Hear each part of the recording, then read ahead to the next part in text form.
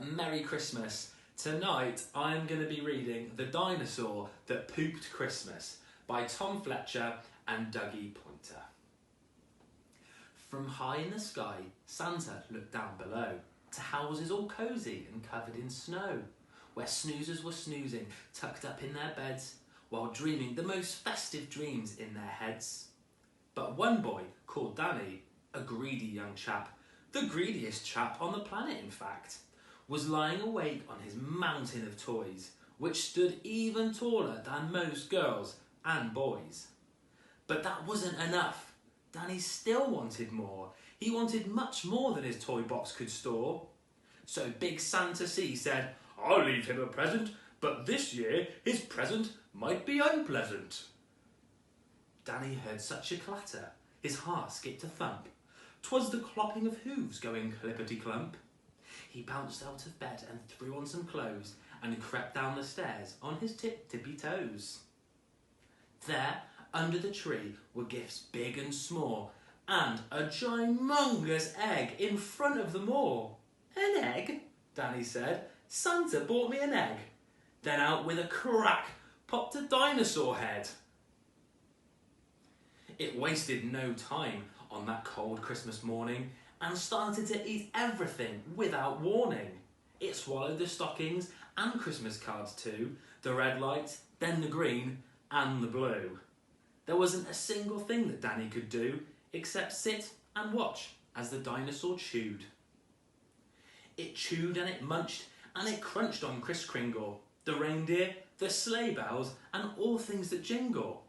But it didn't stop there. There were more things to gobble, much more than small shiny baubles that bobble.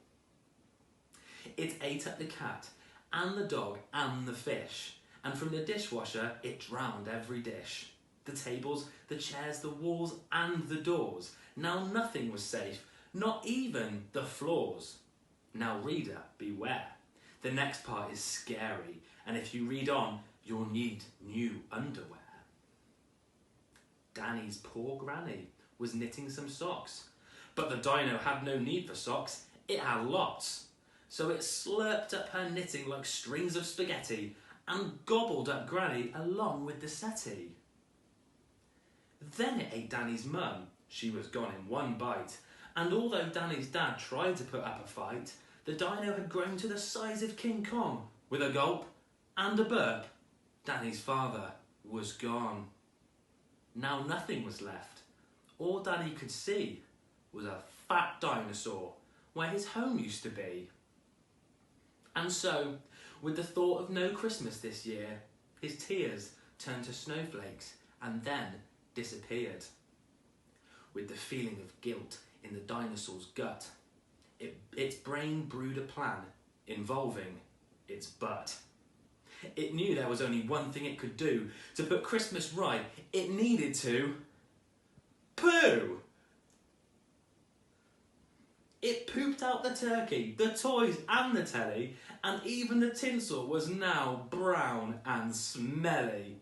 It pooped all the presents and pieces of puzzles. It pooped all the things it had previously guzzled. And then Father Christmas yelled, "Out of the way!" as he flew from the dinosaur's bum on his sleigh.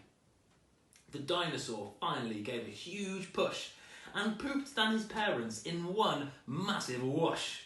Last but not least, and never forgotten, Granny plopped out of the dinosaur's bottom. "Merry Christmas," said Dan to his whole family as they washed off the presents and put up the tree. And the greedy young chap that you saw just before promised next year he'd not ask for more. And the dinosaur promised he'd not eat a crumb. As you would if Christmas came out of your bum.